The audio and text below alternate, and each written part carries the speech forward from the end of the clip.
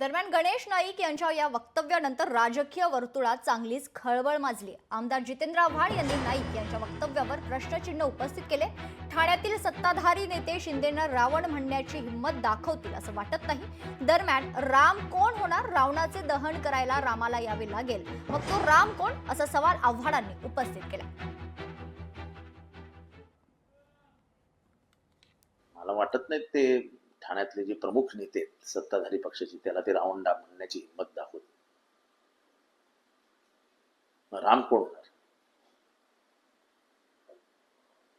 रावणाचं दहन करायला रामाला यावं लागेल, मग राम कोण? मांडीला मांडी लावून सत्तेत बसायचं,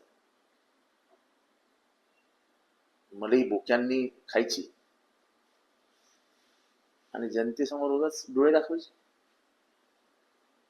हास्यास्पद आहे, हास्यास्पद। लोकशाही मराठी ऐका, पहा, जागरूक रहा।